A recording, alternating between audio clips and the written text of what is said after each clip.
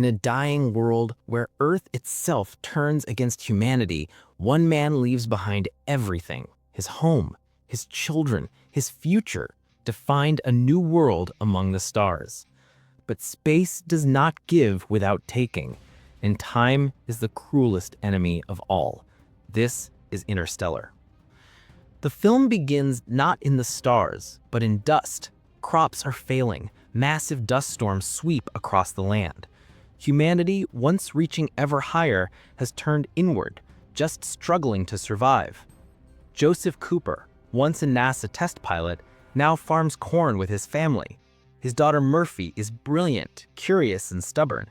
His son Tom helps on the farm, and his father-in-law Donald watches over them. But Murphy insists something strange is happening. Books fall from her shelf without cause. She believes it's a ghost trying to communicate. Cooper dismisses it at first, until he sees it for himself. In the dust, patterns emerge, coordinates written in binary. It's a message that leads Cooper and Murphy to a hidden facility. The facility is NASA, long believed to be shut down. In truth, it operates in secret. Dr. Brand, an aging scientist, reveals their mission. Earth is dying. Humanity must find a new home. Decades earlier, a wormhole appeared near Saturn. It was placed there by they, mysterious beings unknown to mankind. Through it, a dozen astronauts were sent to explore possible habitable worlds. Some sent back hopeful data. NASA has two plans. Plan A, solve gravity, build massive space stations and evacuate humanity. Plan B, launch embryos to another world, ensuring humanity's survival, but abandoning everyone left on Earth. Dr. Brand insists Plan A will succeed, but his daughter, Amelia Brand, is one of the scientists preparing for Plan B. Cooper is chosen to pilot the mission. He will leave Earth with Amelia, scientists Doyle and Romilly, and two robotic companions, Tars and Case. But to do so, he must leave Murphy behind. She pleads with him not to go, convinced the ghost was a warning. But Cooper makes the hardest choice of his life. He promises her he'll return, then drives away as Murphy screams in tears. The ship launches. Humanity's last hope departs Earth. The crew travels to Saturn. There, the wormhole hangs, a shimmering sphere of bent light and distorted stars. Cooper guides the Endurance ship into the anomaly. Space bends, folds, and twists. Amelia reaches out, and the very surface of the wormhole reaches back. They emerge in a new galaxy.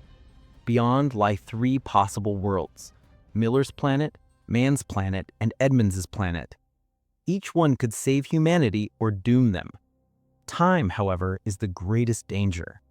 Near a massive black hole called Gargantua, gravity distorts time itself. Minutes on one planet could mean years back on Earth. Every choice will cost them dearly. The first world orbits dangerously close to Gargantua. Miller's planet is covered in shallow water. The surface looks calm, but every tick of the clock means years pass on Earth. They land, searching for signs of life. At first, the planet seems empty. Then Cooper notices a strange horizon. It grows larger, darker. It's a wave. A colossal tidal wave taller than mountains, racing toward them. The crew scrambles. Doyle is lost, swept away by the wave.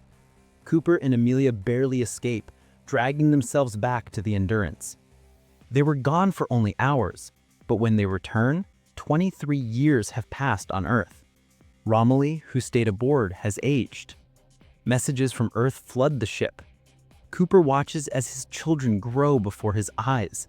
Tom becomes a man, a farmer. Murphy becomes a scientist, embittered by her father's absence. Cooper weeps, powerless against time.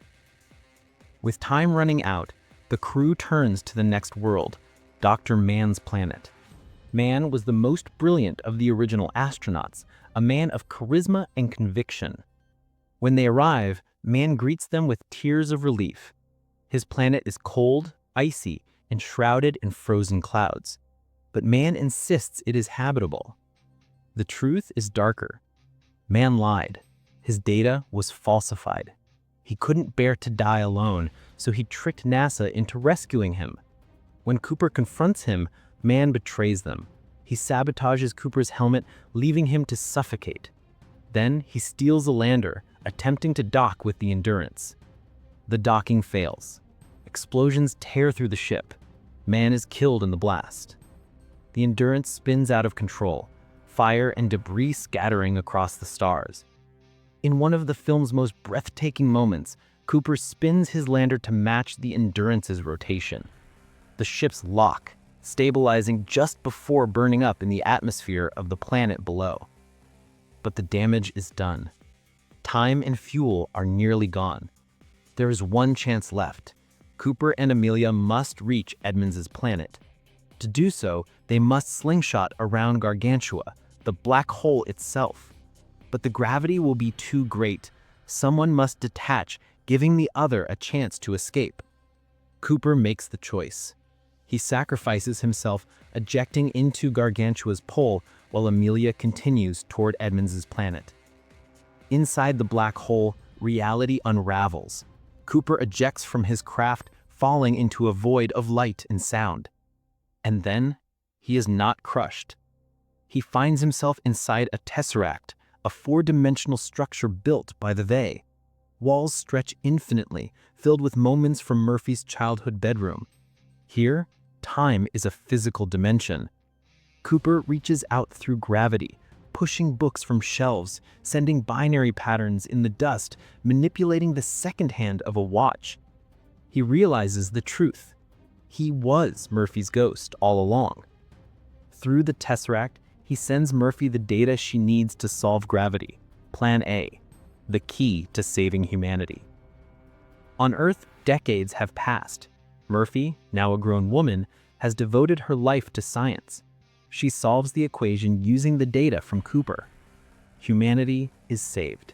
Massive space stations are built, lifted from Earth's dying surface into orbit. As Cooper collapses inside the tesseract, the structure closes. He is cast out of the black hole, drifting into space. Cooper awakes aboard Cooper Station, a massive orbital habitat near Saturn. Humanity has survived. He is reunited briefly with Murphy, now an elderly woman. She smiles through tears. "You were my ghost," she tells him.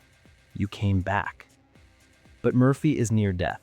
She tells her father to go, to find Amelia, who now waits alone on Edmonds' planet. Cooper departs once again, stealing a ship to rejoin Amelia.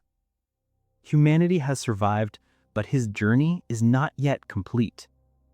Interstellar is not just about space travel. It is about time, love, and sacrifice. Cooper left his family to save the future, only to discover that love itself was the bridge across dimensions. It asks us, what drives us forward? Science, survival, or the bonds we cannot explain? For Cooper, the answer is simple. Love for his daughter, love for humanity, and the unshakable belief that even across galaxies, even across time itself, love endures.